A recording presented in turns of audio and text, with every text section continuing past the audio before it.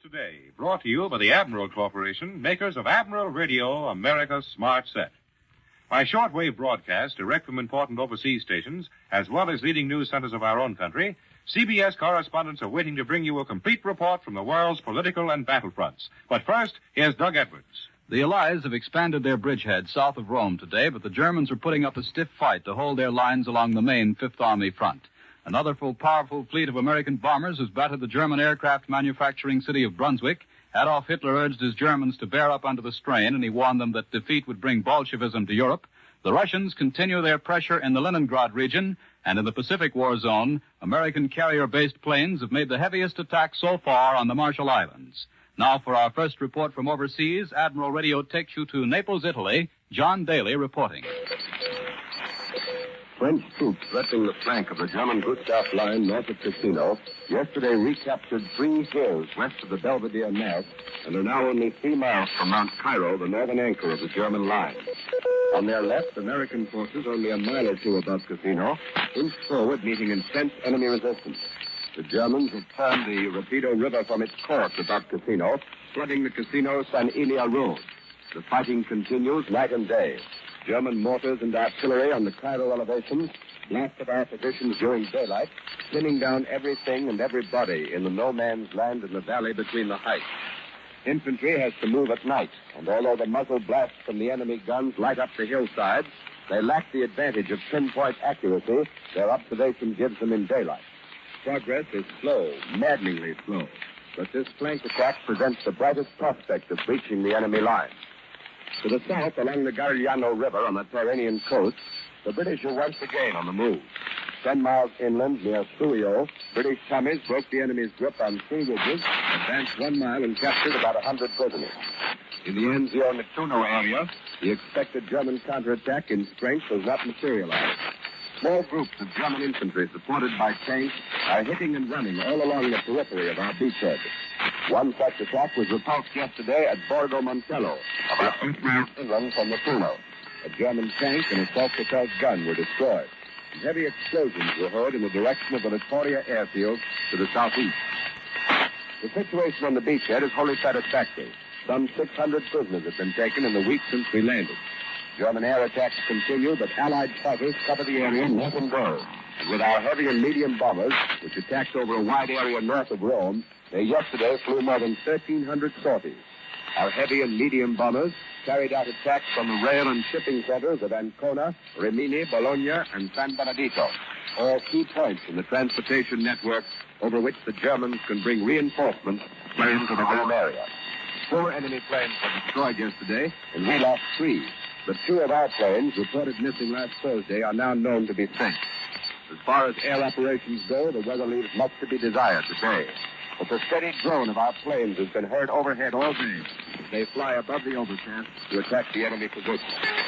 Now back to CBS in New York. More news in just a moment, but first here is Warren Sweeney with a word from Admiral Radio. Here's the story of radio's wartime role that is now history, but Admiral Corporation feels is worth retelling. After the Allied invasion of Sicily and the complete collapse of Mussolini's government, the chief cause for worry among Allied commanders was what to do about the Italian fleet. How could it be brought under Allied control peacefully? Naval officers appealed to a chief radio technician. Could we broadcast the terms of surrender so that all the Italian fleet could hear wherever they are?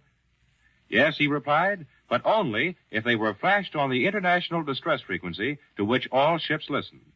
Let's do it, was the immediate reply. There was no suitable transmitter at hand, but the resourceful engineer volunteered to retune an old transmitter to operate on the desired frequency. Working against time, his difficult job was finished in a few hours, and the terms of surrender went on the air. You know the rest of the story. You know how most of the Italian fleet peacefully steamed into the harbor at Malta. Admiral Cunningham of the British Navy paid a glowing tribute to American ingenuity and American radio. They have accomplished in a few hours what I have been trying to do for 3 years, he is reported to have said. Yes, the communications equipment built by Admiral and other American manufacturers is an indispensable tool of victory to Allied invasion forces everywhere. Before the war, Admiral Corporation was the world's largest manufacturer of radio phonograph combinations with automatic record changers. Though Admiral is now wholly engaged in war production, plans are going forward for the day when this vast production can be turned to building your new and better Admiral, America's smart set. Now, here once again for Admiral Radio is Doug Edwards. Admiral Radio takes you now to CBS London. Larry LeSueur reporting. American heavy bombers struck another mighty blow at central Germany in daylight today. Approximately the same number of American aircraft that hit Frankfurt yesterday struck at Brunswick, 110 miles west of Berlin today. Some 1,500 planes took part in yesterday's assault when we shot down 102 German fighters at the cost of 31 heavy bombers and 13 American fighters. Details are not yet in for today's smashing attack. The world at war has demonstrated that one of the most important and trying jobs in wartime is that of running a railroad engine. Here tonight is George Whiting, a British locomotive driver. He'll tell us what it's like to run a locomotive in wartime Britain, in fogs and blackout and during German air raids. Mr. Whiting, you've driven your locomotive all through the Blitz. What was your most thrilling experience? Well, I wouldn't call it exactly thrilling. I was doing a job that had to be done. British trains must run on time, peace or war. But the worst experience I had was when a German bomber was after my train. I had just come out of a long tunnel and was pulling up the grade. I imagined the German plane spotted the sparks coming from the engine. There was a canopy of searchlights over the track. Up above, I could see a big black object. It was a Nazi plane. I couldn't shake him loose because a train can't dodge. I just kept going along slowly, trying to lose him. But he seemed to keep following me. Finally, he dropped his bomb. Thank God they all missed. Well, how about bringing your train into a station when there's a heavy raid on, Mr. Whiting? It doesn't sound like much fun. It's not fun, Mr. LeSueur. But we keep going unless conditions make it absolutely impossible. Several times I waited outside a station with my train loaded with ammunition because bombs were being dropped on the line ahead. Well, what about these new American engines, Mr. Whiting? I understand you've been testing them under wartime conditions. Yes, they are very fine locomotives. They'll be just the thing to use on the continent. We British engineers think that they have more gadgets than our locomotives, but they're certainly economical on coal. Well, how about those American whistles, Mr. Whiting? I'll bet you fellas like them. Well, Mr. LeSueur, your whistles don't appeal to us. They just give one big hoot, and that's all. Our British locomotives make what I'd call a more gentlemanly sound. We have two whistles, one for normal working and a lower tone one for emergency use. But that's not to say anything against your engines. They've been a great help to us in these overloaded days with all the troop trains. Well, anyone who has traveled in Britain since the war knows what a truly grand job the British railroads have done. And we're confident they'll be on the job for the mighty task ahead of them. We return you now to New York. After covering Argentina's break with the Axis, one of our correspondents has now crossed into neighboring Uruguay and is ready to report on the week's developments in South America. For this summary, Admiral Radio takes you to CBS Montevideo. Hugh Jenks of the United Press reporting. We are enjoying a beautiful summer day here in Montevideo, and the calm that prevails here seems to have extended across the broad expanse of the Rio de la Plata to Buenos Aires on the other side. As is natural, in the 4 days since Argentina has broken off relations with Germany and Japan, this city has been flooded with reports of major political developments inside Argentina. Most of these developments never occurred. The reports were based on the inevitable rumors and half-truths which accompany any major change in the foreign policy of a nearby nation. These rumors, including daily confidential reports that some or all of the Ramirez cabinet have resigned, continued to roll in here until about noon yesterday. But if there is a crisis in the Argentine cabinet, there has been no confirmation of it. This does not mean that there will be no resignations in the cabinet. Indeed, it would be strange if there were none, in view of the known totalitarian sympathies of various cabinet members. But it appears that President Ramirez has strengthened his position, and if and when the resignations are produced, he probably will remain in control of the situation. One of the most encouraging features of the past 4 days has been the speed with which the Ramirez government acted to implement the rupture itself. Communications with Berlin and Tokyo were cut off.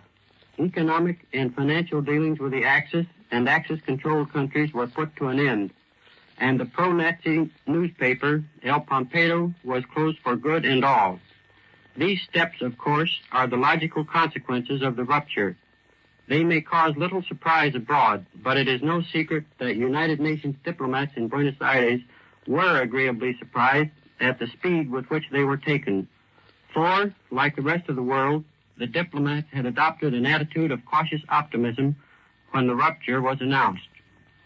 Some of this caution must be retained, but there certainly appears to be more basis for future optimism. The press conference of President Ramirez last Thursday contributed further to this optimism. In that statement, he made clear that Argentina meant to follow through on the rupture. This is Hugh Jenks of the United Press in Montevideo. I return you now to Admiral Radio in New York. Back in this country, after a dramatic experience in China, is Lieutenant Tommy Harmon of the Army Air Corps. For an interview with a former Michigan football star, Admiral Radio takes you now to CBS Detroit. George Cushing reporting. Lieutenant Tom Harmon, Michigan's great All-American of 1940, came home the other day. That was a very simple but almost incredible event. Here he is to tell you his story. Speaking of coming home, I think my mother is the only person who never had any doubt that I'd come through all right. It was a funny thing. When the word got back that I was shot down in China, everybody stopped writing letters. That is, everybody but my mother. She kept right on, just as if nothing had happened, and when I got back to the base, there was a letter from her waiting for me. She told me all the news about the family and my friends, and not once did she mention the possibility that I might be lost. And that letter was written about 2 weeks after I was shot down. How long did it take you to get back? 32 days. Tell us the story, Tom. What happened? It was last October on the 30th. 4 of us were sent out in P-38s as fighter protection for 4 dive bombers on a raid against the Japanese docks at Kukiang on the Yangtze River. I was tail end Charlie, that is, the last man in the top cover flight. Nothing happened until Captain Bob Schultz of Sandusky, Ohio, the leader of our group, called out 6 zeros at 3 o'clock. I automatically looked behind me, and there were 6 more coming in from the rear, so I called out 6 zeros at 9 o'clock. It was a trap. Somehow the Japs must have known we were coming. Nevertheless, the dive bombers were just starting their run, and we went right on in. 2 of the fighters, Lieutenant Jordan Robbins and Lieutenant Thomas J. Taylor, jumped into the 6 zeros ahead with Schultz, and I turned into the 6 behind me. The Japs concentrated on Captain Loden Enslin of Springfield, Missouri, the leader of the mission. He was flying the leading dive bomber. They shot him down right over the target area, but Captain Schultz got the Jap who led the attack against him. That's about all that I saw, that part of the fight. Then I turned. I busted right between 2 formations of 3 zeros. 3 turned to the left, 2 of the others turned to the right. But apparently one of them got rattled. He turned right in front of me. My first machine gun burst, blew off his cockpit, and my cannon banged him right into the ground. I pulled out of my dive and went back up. I came up under another zero and got him at close range. He went up like a matchbox. After that, I heard a ring on my armor plate. It was a cannon burst. The second hit was under my seat, and the third went right between my legs. One of them started a gasoline fire in the cockpit, so I turned the ship over and tried to beat the flame out with my hands, but it was useless. I loosened my safety belt and jettisoned the canopy cover and flew out of the cockpit. The speed suction just pulled me out. 2 zeros circled me all the way down, but they didn't shoot. They probably thought that I was dead. The explosion and fire had blown my pant legs off, and I was in pretty bad shape. It also burned my face and most of my hair. I landed in a lake below. The Zero zoomed over me several times, but I stayed under the parachute, and they finally went away. How'd you get back, Lieutenant? Well, that's something that I can't tell you. If the Japs knew how I got back, they might be able to prevent somebody else from doing the same thing. Okay, then, how about medical treatment? The first medical treatment I had was 17 days afterwards. I had second-degree burns on my legs, wrists, and face. I finally found a Chinese doctor, though, but all he had was some mercurochrome and some used cotton. You see what I mean? Lieutenant Tom Harmon came home the other day. Simple, isn't it? That wasn't the first time either. Now, last April, he had to bail out over the jungles in South America. He fought his way through jungles for 7 days that time before he came back. I return you to Admiral Radio in New York. American dive and torpedo bombers have made the heaviest attack to date on Jap positions in the Marshall Islands. In a brief communique, Admiral Nimitz says planes from our carrier forces attacked the Marshall bases, including Wotje, Malaolap, and Kwajalein, and that word including may indicate that we hit additional bases. At the same time, dispatches from Pearl Harbor suggest that new details on these raids may be forthcoming at any hour. Germany's battered armies of the North today are reported fleeing into Estonia in Russia through a 30-mile bottleneck between the Gulf of Finland and Lake Peipus as Russian troops advancing more than 10 miles a day swept to the approaches of that Baltic state. Moscow dispatches say the next objective, which the Red Army is expected to take imminently, is the rail and road junction of Kingisepp, 9 miles from Estonia on the Leningrad to Tallinn line. We've been hearing much about women war workers and the job they're doing, and now from Mississippi, we're ready to bring you a champion woman worker, a welder. For this interview, Admiral Radio takes you to CBS Pascagoula, Bill Slocum, Jr. reporting. After watching the finals of the Women's Welding Championship of the World here at the Ingalls Yards in Pascagoula, Mississippi, I'm now in a position to make 2 definite statements. First, the women welders of the world have been grossly fouled by radio comedians. And second, welding contests are not habit-forming. In a second, we shall meet the winner and runner-up, and you will hear for yourself that ladies can be welders and vice versa. As for the habit-forming phase of welding competitions, well, the judges must take X-rays of certain weldings before handing down a decision. This is not conducive to serious spectator outbursts. Vera Anderson, the defending champion, kept her title yesterday. Representing the local Ingalls Yards, she defeated Mrs. Edna Slocum from the Moore Yards in Oakland, California. Miss Anderson and Mrs. Slocum fought to a photo finish yesterday morning in the X-ray or quality portion of the contest. Yesterday afternoon, however, Miss Anderson retained her title by grace of some very good quality and extraordinary speed in the overhead, vertical, and downhand welding competitions. The 2 contestants fought it out in a regulation boxing ring. Male seconds worked with them, shouting advice in their pink ears as welding electrodes spluttered blue and yellow flames. After each round, so to speak, the judges moved in to examine the work, and the hard-fighting contestants walked quietly to their corners, pushed back their welding masks, and powdered their noses. Incidentally, the possibilities of a hometown decision for Miss Anderson were very remote. The United States Navy, the Maritime Commission, and the American Bureau of Shipping furnished the judges. Let's meet the champ first. Miss Anderson is 20 years old, and Miss Anderson is very pretty. She weighed in at 110 with full welding gear on yesterday. Vera is the best woman welder in the world, and there are an awful lot of women welders. Why do women make good welders, Vera? Well, I think it's because they have better nerves than men. In welding, muscle helps, but you've got to have those nerves, too. You looked pretty relaxed yesterday.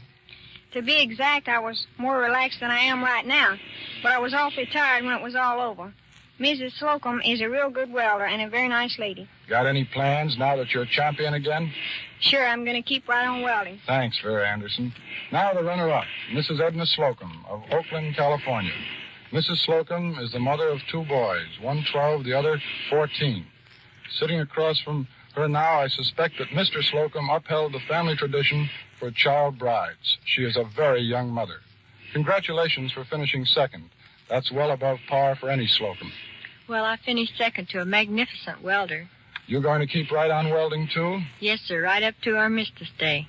It must be very hard work, just keeping a home running and doing a day's work in the shipyards. It is, but thousands of women are doing it, and will keep right on doing it, too. One more thing. If this was a prize fight, you could say, "Hello, Mom," but you're the mom. That's all right. Hello, boys. I'm fine. I'll be home real soon. A very nice switch, and I know they heard that via KQW in San Francisco. Miss Anderson and Mrs. Slocum, thanks, and keep 'em sailing. Now back to Admiral Radio in New York. And for the news on the home front and an interview with one of our airmen who has led a torpedo bomber squadron on submarine patrols, Admiral Radio takes you to CBS Washington. Don Pryor reporting.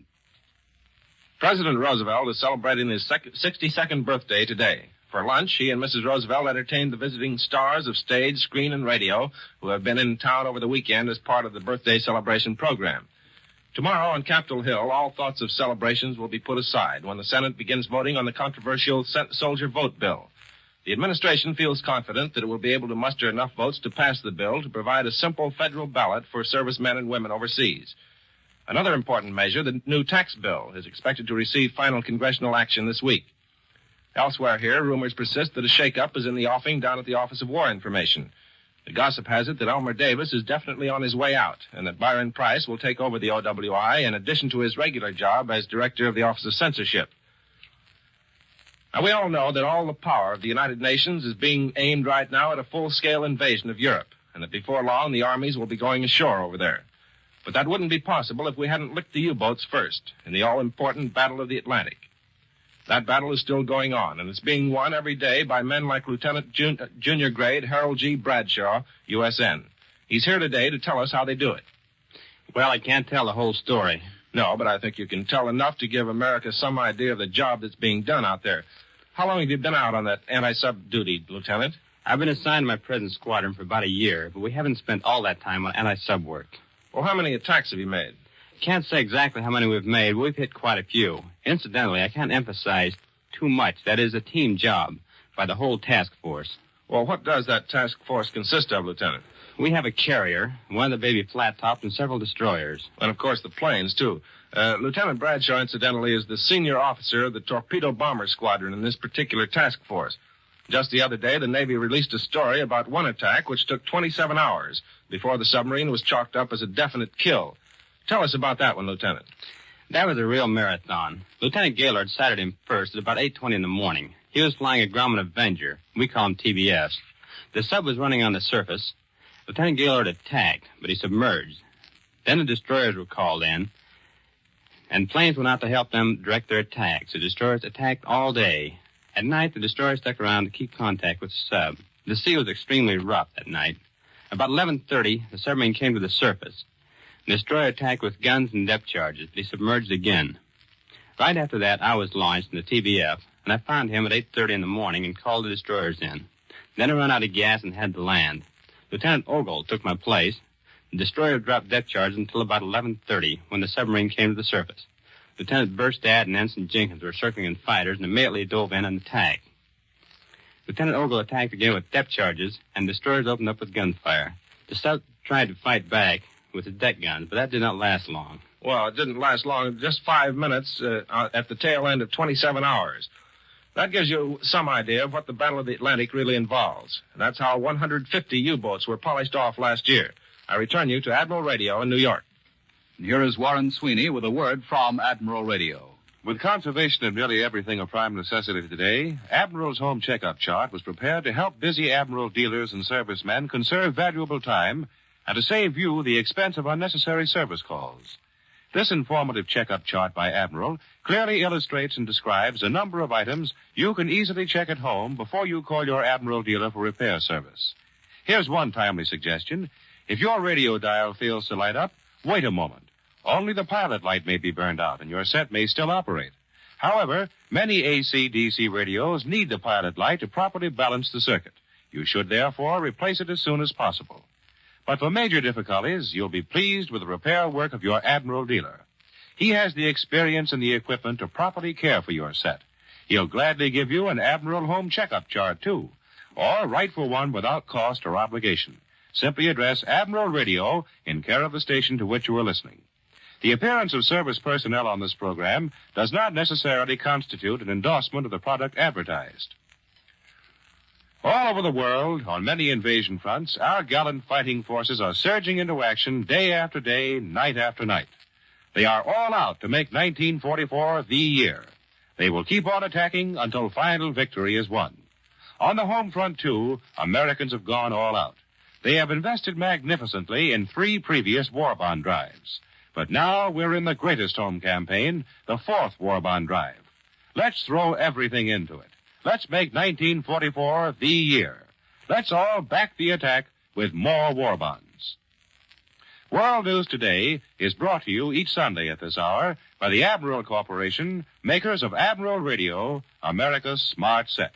Be sure to listen again next Sunday when Admiral brings you World News Today by shortwave, direct from leading news centers of the world. This is Warren Sweeney reporting coast to coast for the makers of Admiral Radio, America's smart set. This is the Columbia Broadcasting System. The WBBM Air Theater, Wrigley Building, Chicago.